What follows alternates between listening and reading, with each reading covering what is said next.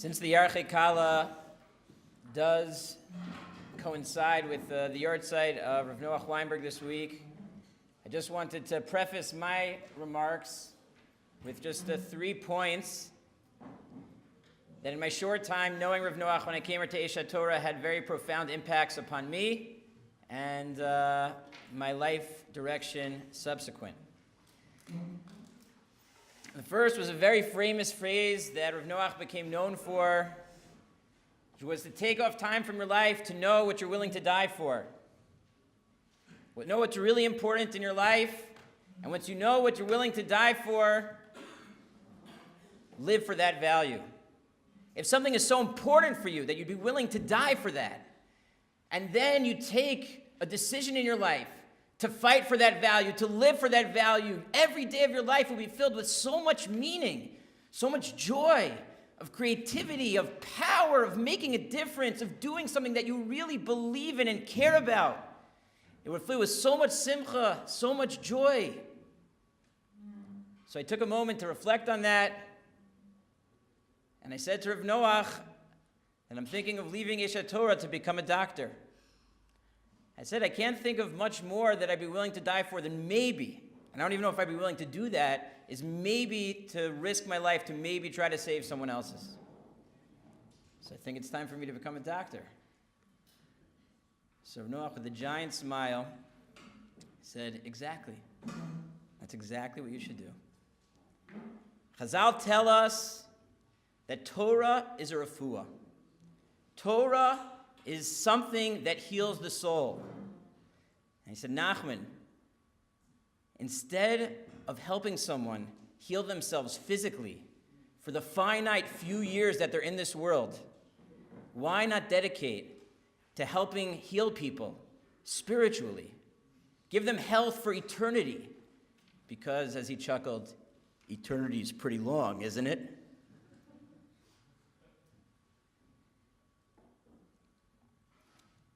Another moment, and I had very few of them with Rav Noach, was the time that together with the group, but I felt like he was specifically talking to me, he said, you know, you're not from. And I was like a little taken aback. I thought I made a lot of life decisions, specifically in the area of enhancing my shmiras Mitzvos, my focus on learning Torah. I came to Israel. I was learning in a kollel. I was like, I'm not from. You want to see what my friends are doing? So he said, you don't care about God.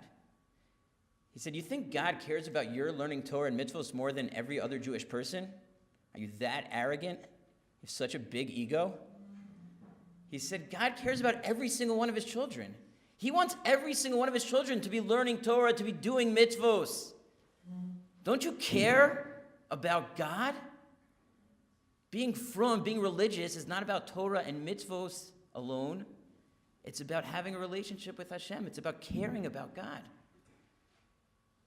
So I thought about that and I said, why am I not thinking seriously about outreach, about teaching people that don't have a background? And I discovered for myself very profound discoveries that it was a lot of my bad midos, a lot of my insecurities and my fears, my concern about whether people will think about me if I try to teach them Torah when they aren't yet observant. Maybe I'll fail, and there's a fear of failure that also held me back. There were certain feelings of I wanted to be well-liked. And I was worried, if I started saying things that are not consistent with what people are doing, or maybe they won't like me. And I discovered that really, a lot of the things that were holding me back from acting in a way that I really believed that Hashem wanted were my own character flaws, my own insecurities. And Rav Noach helped me to discover that and to really do things that deep down I really wanted to do all along. The third and final thing that I want to mention from Rav Noach is the idea that he said many times from this podium, which was, if you see something, do something. If you see a problem, if you notice there's an issue, don't just complain about it. Don't just say, oh, too bad that this is the way that Jewish people are, the state of Judaism is. If you notice something, and you notice something that you're passionate about, that you care about, that is a sign from Hashem that your neshama is in this world to do something about that. Now, it might be to bring it to the attention of someone who can do more, but if you see it, and you know it, and it bothers you, it should motivate you to at least say something, if not do something. And when I took that to heart, I noticed that very often the thing that held me back from saying something, from doing something, from taking responsibility, was a lack of bitachon. And Noach used to say, bitachon is not about sitting back, doing nothing, and just having bitachon, that Hashem is going to take care of everything, and Hashem is going to do everything. It is just the opposite. Believing in Hashem and having bitachon in Hashem is knowing that with Hashem's help, you can do anything. You can accomplish the unbelievable. You could go so far beyond your physical limited capabilities. When it comes to learning, when it comes to chesed, when it comes to kiruv, you can do so much because the creator of all existence wants you to succeed. And he's behind you, and he loves you, and the mission that you're taking to do something good is exactly what he wants. With that, we're going to move on to the Emunah, to bitachon, that's so fundamental to the 6 constant mitzvos that Rav Noach used to teach. So let's learn together a little bit, and Hashem should bless us to be able to succeed in understanding Emunah better and internalize it deeper in our hearts. One of the things that I learned most from this year that we're about to share together is that over the last 36 hours, about 15 to 20 things went wrong for me regarding this year. From my ability to prepare, from my notes disappearing in cyberspace, from printing problems, kids waking up in the middle of the night, technology running out of batteries. One thing after another went wrong. And it's not the first time that things went wrong in my life or that I was under pressure, but it is clear to me that I handled this situation so infinitely better than other times in my life when things were going wrong and difficult situations were coming up and I started to get stressed, and how I dealt with friends, peers, colleagues, family. This last 36 hours, with all the difficulties and stress that were going on, I handled it so much better. And there's one reason that is so obvious to me, because for the last 36 hours, I've been focused on learning about Emunah. And the most important thing that I want everyone to take away from today's learning together is to make sure that you have time daily to be learning about Emunah, to be thinking about Emunah. Because when you're involved in the sugya of Emunah, you're able to live with Emunah. And when you live with Emunah, source number 1, the Mechilta tells us, Emunah is a great thing. In the merit of Emunah, the Jewish people are blessed with Ruach HaKodesh. In the merit of Emunah, we're blessed with blessing in this world and the world to come. In the merit of Emunah, the Jewish people were liberated from Egypt. Into the gates of Gan Eden, all of Emunah will enter. When a person has Emunah, he'll be blessed with happiness. And in the merit of Emunah, all exiles will be ended. Emunah is awesome. But it's more than awesome. A lot of times you ask a person, a Jewish, observant, religious person, what's the goal of this world? And he says, the goal, learn Torah, do mitzvos. And here we know that it's not that simple. Torah and mitzvos are the tools. The Sefer Yikarim says is that all the mitzvos, all the learning Torah that we're doing are tools. Tools to get you to what? A relationship with Hashem. The Torah and the mitzvos that we do are fundamental, important tools. But the goal of all existence is Emunah, is a real deep relationship with Hashem. It's the other constant mitzvos as well. Yira, Emunah, these all go part of the Yira Ava. all are part of our relationship with Hashem. That's the goal. And all the learning that we do, all the mitzvos that we do, need to bring us to that connection. It's important because a lot of times, without going too fast, it's important to remember is that a lot of times people say, you know what, let me first work on Emunah. Once I have Emunah, then I'll be able to observe more mitzvos, to learn more Torah, but first I need to get my Emunah in place. But when you realize that Emunah is the goal, and the tools that God gave us to establish deep Emunah are the Torah and the mitzvos, then those people are shooting themselves in the foot. Because it's through the learning Torah and through the doing of mitzvos that we actually achieve deeper Emunah. So when the person is waiting, once I get Emunah, then I'll be involved in more Torah mitzvos, they're hurting themselves. Because the Torah and the mitzvos are the tools to which God gave us to actually deepen and arouse that Emunah that's such a deep part of us, as we're going to learn about shortly. So the Rishonim argue whether or not Emunah is a mitzvah. The Ramban, source number 2, quotes the Bahag, that the Bahag says that Emunah is not one of the 613 mitzvos because Emunah is a prerequisite for all the mitzvos. You can't have a mitzvah without first knowing that there is a mitzvah. There needs to be someone, something, some being commanding. And therefore, if you believe in a mitzvah, that means you already have Emunah. So how could Emunah be a mitzvah? But nevertheless, the Rambam famously writes that the first mitzvah in the entire Torah, mitzvah Rishona, is source number 2, is to believe in Hashem. To believe Hashem is the source and controller of everything, as it says in the Torah, the first of the Aseres HaDibros, Anochi Hashem Elokecha, I am Hashem your God. But still, we have to answer this question. How could we have a mitzvah of Emunah? How could there be a mitzvah to believe something? Isn't the belief a prerequisite even to the mitzvah? So to answer this question, let's begin by learning the pasuk in the Torah about Emunah. If this is the pasuk in the Torah of Emunah, everything is there. All we have to do is look deeply and see the brilliance of the Torah and the brilliance that Chazal derive from this Torah, and our Emunah is going to be so much deeper. The pasuk says in source number 5, Anochi Hashem Elokecha, I am Hashem your God who took you out of Egypt from the house of slavery.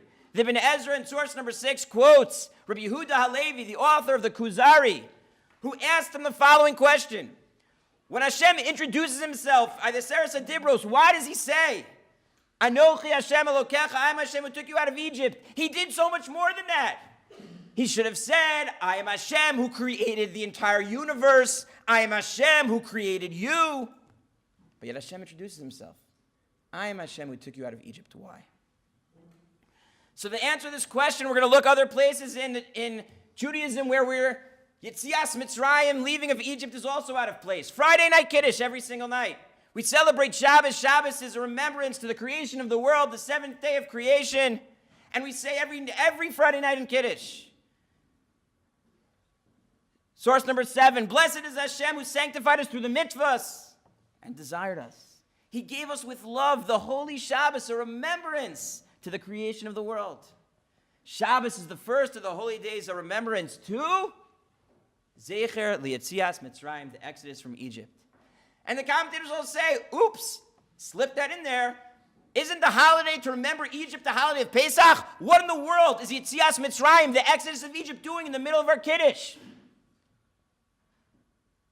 So for those who say the Ani Mamins, the 13 principles of faith at the end of davening, you look inside and you see the first Ani Mamin is Ani Mamin.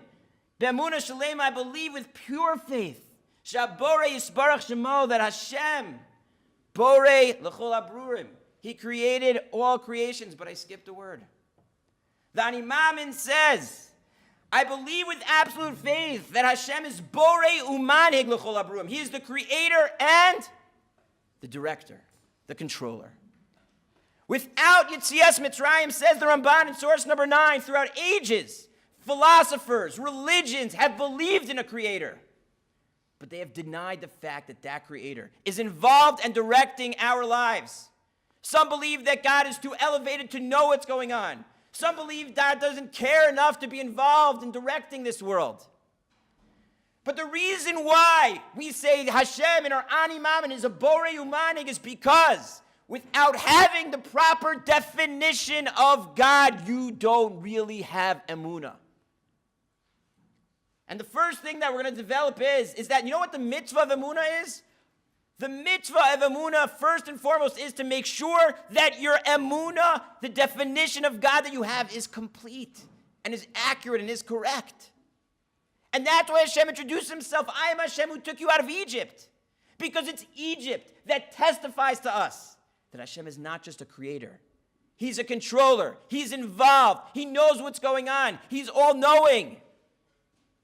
He cares. That's why the pasuk says, Anochi Hashem Elokecha, asher hotzeitischa me'eretz Mitzrayim. But it goes more. The ending, source number 12, of Yetzias Mitzrayim was Kriyas Yamsuf. The pasuk says on that day, the day of Kriyas Yamsuf, this week's parsha, Hashem saved the Jewish people. On the day of the splitting the sea, Hashem saved the Jews from the Egyptians. The Jews saw the Egyptians die by the sea. They saw the great hand of Hashem. They feared Hashem, and they had Emunah in Hashem. Vayaminu by Hashem. The Sifsei HaChachamim on the Meforshim ask, Vayaminu by Hashem. Only once the sea split, they had Emunah in Hashem. They had just witnessed 10 plagues in Egypt. They didn't have Emunah?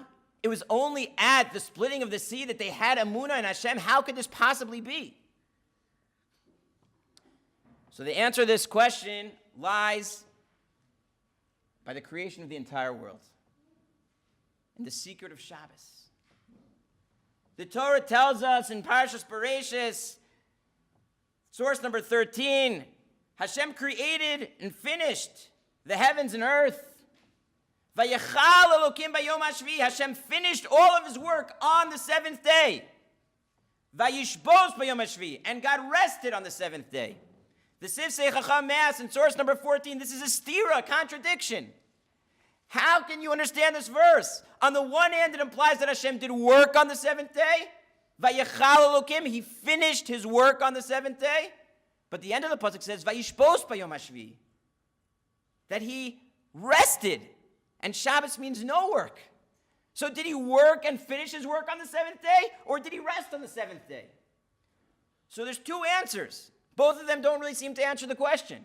Rashi quotes one answer in source number 15, Ba Shabbos, Ba Menucha, that the world was lacking Menucha, rest. So you know what Hashem created on the seventh day? Hashem created rest. But that just begs a different question. What does it mean to create rest? Rest is just the absence of work. There's no creation. What does it mean that Hashem finished the creation by creating menucha, by creating rest? The Medrash gives a different metaphor to solve this puzzle. The Medrash says in source number 16, you know what this verse means? That Hashem completed his work on the seventh day. It's comparable to a sculptor who lifts a hammer during the sixth day and he lets it fall after dark once the seventh day begins. That's what's happening in this verse. What exactly is this metaphor trying to teach us? So the Beis HaLevi develops, and this we're not going to read in source number 17, but it's so beautiful and I encourage everyone to read it. He says is that there's a different aspect, two aspects of creation going on. During the 6 days of creation, Hashem was creating things brand new. Things that didn't exist before. That's what it means when Hashem does melacha, creative act. He was creating objects that didn't belong before, that didn't exist before. On Shabbos, nothing new is created. And you look at Shabbos and you look at the world and the nature going on, and it just looks like it's just continuing itself. God is doing nothing. But the secret of Shabbos is that when it looks like Hashem is doing nothing, that's exactly when he's doing the most. During the 6 days of creation, there were individual acts of creating something new. But Shabbos represents the idea that when things look that they're just continuing naturally, the reality is that every single second is a new act of creation. The fact that something exists right now does not mean that it will exist in the next moment. Only because Hashem wills to recreate it anew, to sustain it once again with the creative force of creation, do things continue to exist. We say this every day in davening, source number 18. In the blessings of Shema, Hamachadesh betuvo bechol yom tamid maaseh bereishis. That Hashem recreates in His goodness and kindness every day, every second, the maaseh bereishis, the act of creation. Because every single moment is like a new creation. Every moment is a new breath of spiritual energy. This tangentially is the whole secret to tshuva. Why can I do tshuva? Why can I change? Because what I did yesterday and even the moment before doesn't have any bearing on the creation that I am right now. Every single second, we are being sustained with new creative energy from HaKadosh Baruch Hu. HaKadosh Baruch Hu is not just the creator, and not just all-knowing, and not just all-powerful, and not just a director. He is sustaining us with creating us at every single second of the day. When did the Jewish people learn this? Says the Beis HaLevi, go to number 20. They learned this at the splitting of the sea. The Medrash states that until the splitting of the sea, the Jews did not have Emunah. How could this be? That after seeing all the miraculous plagues in Egypt, they didn't have Emunah.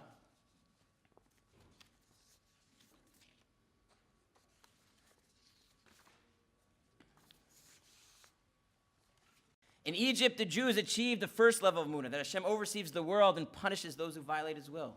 But at the sea, the Jews achieved a much more profound level of Emunah. As they walked through the sea, they experienced that at every second, God was holding up the water from crashing upon them. At that moment, they realized that always, at every second, God was sustaining their existence.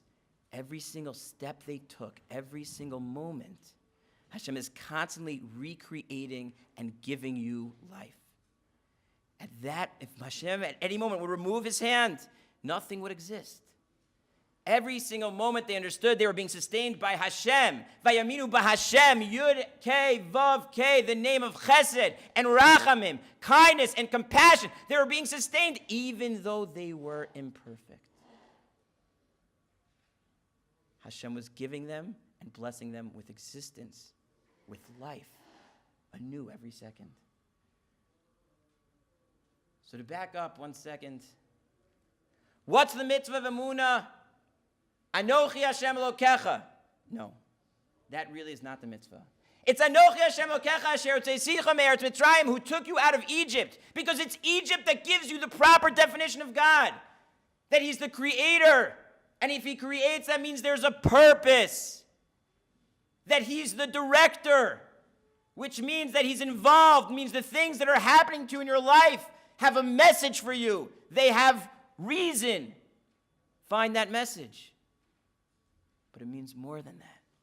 It means that every single second of our lives, Hashem is recreating us. He's sustaining us, even though we're imperfect, because He loves us. That's part of the definition of Emunah. Knowing that Hashem is all-powerful, knowing Hashem is all-knowing, and knowing Hashem is all-loving. He loves us. His sustaining us shows us He loves us. Imagine if you close your eyes right now and you imagine an image of a little boy in your mind. That boy exists in your mind as long as you continue to think about him. The moment that you stop thinking about him, he no longer exists. We are that boy in Hashem's mind. Hashem's will, Hashem's thoughts, Hashem's creative energy is what giving us life. If He would stop for any second, we would cease to exist. But He doesn't, because He loves us.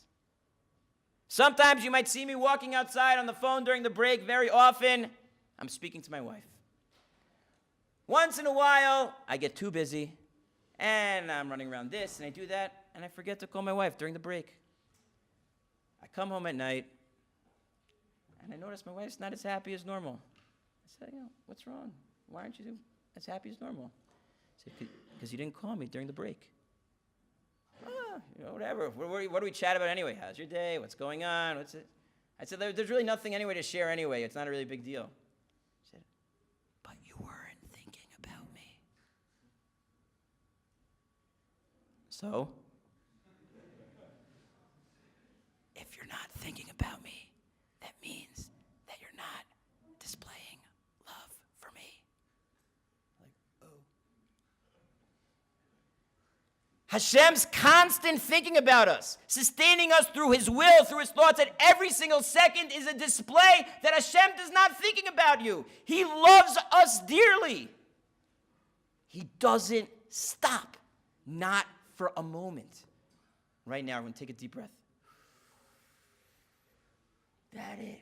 That breath is testimony from the Ribono Shalom, the creator of the world, that He cares about you, that He's bestowing upon you life, that He believes in you. Because otherwise He would stop thinking. And without His thoughts, we would cease to exist. The Beis HaLevi says so beautifully, now you appreciate the beautiful wisdom of our sages. It's unbelievable. The metaphor with the sculptor. The sculptor lifts up his hammer, says the Beis HaLevi. There you see his action. There you see his force. He's picking up this heavy hammer. And then he lets it drop to make the mark on the sculpture that he's creating. It may look like on the way down, that's just gravity. It's just nature dropping that hammer. But anyone who knows anything about sculpting knows what is really the greatness of the sculptor. When he lifts that heavy hammer, that required a lot of force. But when that hammer falls, and it looks like it's just falling naturally through the force of nature, the greatness of that sculptor is that every moment he's guiding it on its way down perfectly with the right exact amount of force at the exact right angle. At the time when it looks like he is doing the least, that is the display of his expertise. And when his greatness comes out. What a metaphor. What a metaphor for Shabbos. What a metaphor for Hashem's sustaining all of existence. When it looks like he's doing the least, is actually the greatest display of his expertise. But it requires you to have Emunah. It requires you to learn about Emunah. It requires you to dig deep and find Hashem in your life. The pasuk continues. Anochi Hashem Elokecha asher hotzeischa me'eretz Mitzrayim. What are the last two words? Mi beis avadim. What do those words come to add? That Hashem took us out of the house of slavery. So source number 23. So Rabbi Yerucham, the famous mashgiach, asks a question. He says, on Pesach, when we remember the Exodus from Egypt, we have a mitzvah.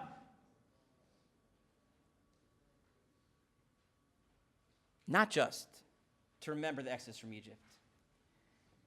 Says Rabbi Yerucham, it's a mistake, source number 23, for one to think that the point of leaving Egypt was only to teach us belief in Hashem. Uh-oh, that's what I said until now. All right. The proof to this is that the mitzvah on Pesach is to view ourselves as if we left Egypt. If the whole point was just to establish belief in Hashem through the miracles of the redemption of Egypt, why then does each person have to view himself as having left Egypt? It would be enough just to remember what happened to others. Says Rav Yerucham, the point of the Exodus was to get the Jews to accept the kingship of Hashem. Hashem wanted the Jews to be His servants, therefore He did for them great kindness, redeeming them from the house of slavery. When the Jews felt that they were recipients of such boundless kindness from Hashem, they felt so much gratitude that they accepted to be His servants and do anything that He wants. Says the Ramban in source number 24, and Rav Hirsch in source number 25, that this is why the pasuk continues and says, Anochi Hashem Elokecha, asher hotzeischa me'eretz Mitzrayim mibeis avodim. Your life in Egypt stunk. It was terrible. You were slaves. You were oppressed. You were dying. And I took you out of that. I did kindness for you. I saved you. I helped you. I made your lives happy. How does that make you feel? Don't just know, feel. God adds that into the definition because when you reflect on the fact that you were in the base avodim and I did this chesed and I took you out, so then you will not just know there's a God, you will feel gratitude. You will love God back. Emunah is not just knowing there's a God. A part of it is feeling grateful to that God. And that's why Hashem puts into the mitzvah of Emunah, mi beis avodim, that I took you out from the house of slavery. Reflect on that. Feel that joy. And feel in love with Hashem as well. Part of the mitzvah of Emunah is not just intellectual. It's emotional. It's feeling indebted, feeling grateful for what Hashem has done for you by taking you out of Egypt. So this is all what the mitzvah of Emunah is about. To answer the question, how could there be a mitzvah of Emunah? Don't we already believe in Hashem if we believe there's a mitzvah? So the answer is yes. But the first aspect of the mitzvah is make sure you have the right definition of God. He's the creator, the sustainer, the controller. He sustains everything and loves you. Anochi Hashem Elokecha asher hotzeischa me'eretz Mitzrayim. But it's more than that. The mitzvah of Emunah says, don't just have the right definition of God, make it real. Internalize it. It's not just an idea in your brain. It's something that you feel in your heart. Make it deep. Make it strong. What does it mean to be strong? Being strong means that it's constant. It's with you always. Being strong means that it's powerful and unshakable. Even when things get difficult, your Emunah is still there. Making your Emunah real means making it emotional, not just intellectual.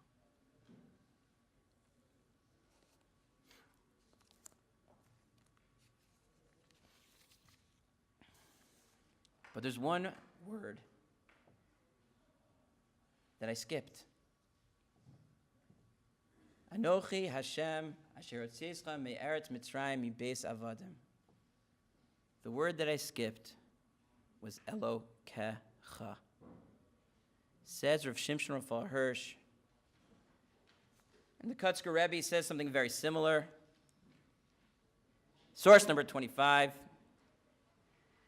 The Kutzker Rebbe used to praise his Hasidim. You guys are so wonderful. You recognize Hashem is the creator of the entire world. You recognize Hashem as the creator of the entire universe. You recognize Hashem as the king of all of the worlds and all the universes over the spiritual levels of the entire existence. But you forget to recognize that Hashem is Elokecha. He's your God. You, individual you. He doesn't just run the world, he runs your life.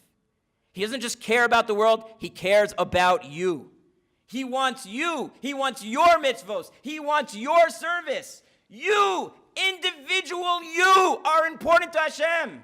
Don't just think that Hashem loves everyone, if you could get to there. Don't just think Hashem controls the world. He is dictating, directing, focused on you. Hashem Elokecha, he is your God. He gave you everything. I'm sorry, it wasn't source number 25. This is Rav Hirsch in source number 28. I apologize. According to Jewish thought, we're not commanded, I believe in Hashem, the one and only creator of the universe. We're commanded to say, the one and only true creator of the universe is my God. He is my creator. He placed me in this world with my mission. He continually gives me existence and guides me constantly. Every single breath I take, every single second, without exception, are expressions of his strength and his kindness to me. The point is not to know that God exists. The point is to know that he alone is my God. When Hashem commanded, I am Hashem, your God, our response is, yes, you are my God. Rav Tzadok HaKohen so beautifully describes this idea in source number 29. Just like you must believe in Hashem, so too you must believe in yourself. Because realizing Hashem is Elokecha, He cares about you, He provides for you, that needs to give us the strength to know and to believe in ourselves as well.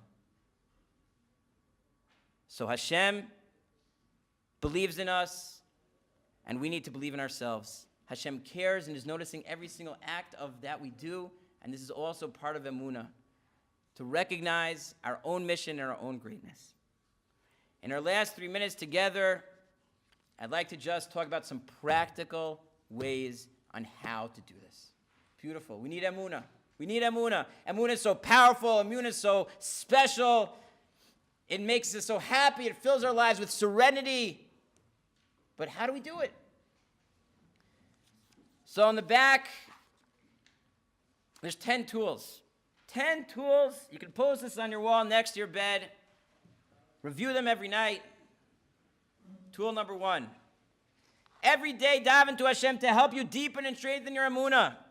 Ask Hashem to help you to always act with Emunah. We need Hashem's help. The act of prayer is an act of Emunah, and strengthen our Emunah. And with HaKadosh Baruch Hu's help, we can accomplish and deepen our Emunah.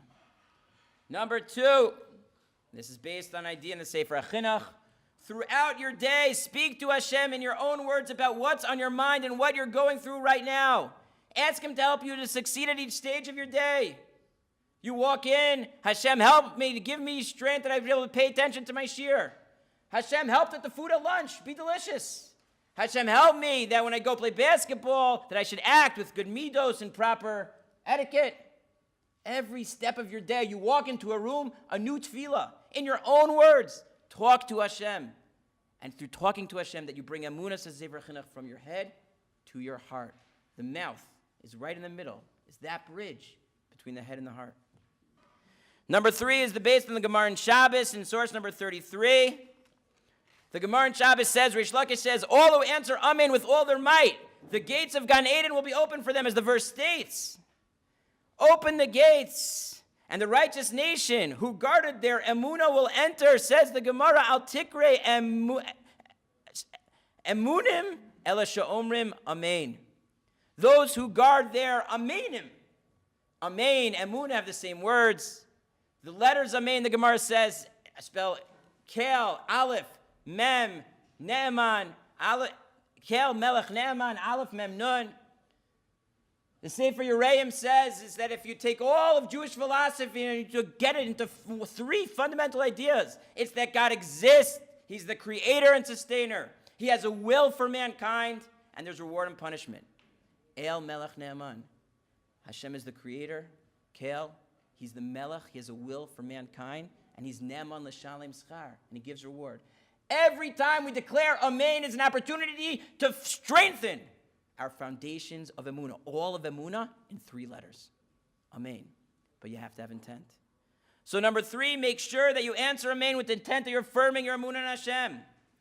Number 4, realizing that Hashem directs everything, and everything has a message. Throughout your day, ask yourself, what is Hashem telling me right now? When something bad happens, ask yourself, remind yourself that everything is for the best. It's important to know there are a few main blocks that get in the way of a person's Emunah. The 4 main blocks that I feel are number 1 in source number 30, Rav Elchanan Wasserman says, is our lusts, our desires. Pleasures blind us. And sometimes because we want certain things, that gets in the way, that blocks our Emunah. And therefore we sometimes need to work on ourselves and get rid of certain blocks, certain pleasures that are getting in the way of our ability to have Emunah deeply. Block number 2, the Gemara says in source number 31, is our gaiva, our arrogance. Because an arrogant person wants to be in control. And a part of Emunah is letting go of your control. And realizing that there's only one controller of the world, and that is Hashem. So humility is another important key because arrogance is a big block. Another block that some people have is when bad things happen. That's why I'm mentioning this right now. When bad things happen in our life, it questions, is God really good? Is God really in control? Does God really care about me? And we have to spend time learning up the bad things in our lives to try to discover, can we see some of the sparks of goodness that are there? Otherwise, that could block us and hold us back. A fourth big block that I found in talking to people is people that grew up with either bad parents or bad authority figures in their lives. Because that takes our ability to difficult a way to trust that those figures in our lives really do have our best interests in mind, really do love us, really do care about us. And if that trust's been broken, Emunah is a hard thing to have. And anyone who is in that situation needs to know they have a block towards Emunah. And they have to be real with that. They have to confront that. They have to struggle with that. They have to talk it out. Some final tools. Number 5, start a gratitude list. Every day add something that you're grateful to Hashem for. Reflect on that list. Try to analyze some bad event from the past. Try to see some good and find something to be grateful for. Number 6, the Emunah is inside of us. Stop covering it up. The Emunah that's naturally inside of you. Think about your personal Yetzer Haras that bias you against Emunah. Make a specific commitment to improve in that area. Number 7, talk Emunah and mean it. Say thank God, Be'ezus Hashem, Baruch Hashem, and mean it throughout your day. Bring Hashem into your conversations and never ever say, I don't believe in God. Because everyone has moments when they do. Everyone. And when you choose to speak out the moments that you don't, as opposed to the moments that you do, you're only hurting yourself. Yes, it's okay. Sometimes people do have moments where they question their own beliefs, and that happens. But there's also, that same person has to be honest with themselves and also knows that they do have moments where they do believe. And they have to give those moments, the mitzvah of Emunah, just as much significance, I take that back, more significance than those moments of non-Emunah. That's what the mitzvah is saying. The mitzvah is saying you have moments of Emunah, you have moments of non-Emunah. Your commandment is you focus on that moments of Emunah. Don't you dare ever spend too much time focusing on those moments of non-Emunah. Number 8, find a song, a poem, or a quote that inspires you regarding Emunah. Throughout your day, remind yourself of it. Number 9, learn Emunah. Make a chavrusa. Find a book that discusses Emunah and have an Emunah Seder in your day. Say the morning blessings and the blessings of Shema, that line, HaMechadesh b'tuvo b'chol yom tamid, with the intent and the kavanah that Hashem is creating the universe at every moment and providing me with all my things. Emunah is the source of all simcha. Just to finish with the source that we started, source number 1. With Emunah, we'll merit Ruach HaKodesh, blessing in this world and the world to come. We'll merit happiness and redemption from all our national and personal geulas. I mentioned let's have an Emunah song to take with us. So I invite everyone as we transition between this year on Emunah to our learning up the sugya of Kiddush Hashem. As you go to get your Mar Makomos, you could join me in just a momentary dance around the Beis Medrash while everyone gets their Mar Makomos for the next year. Ashreinu matov kaveinu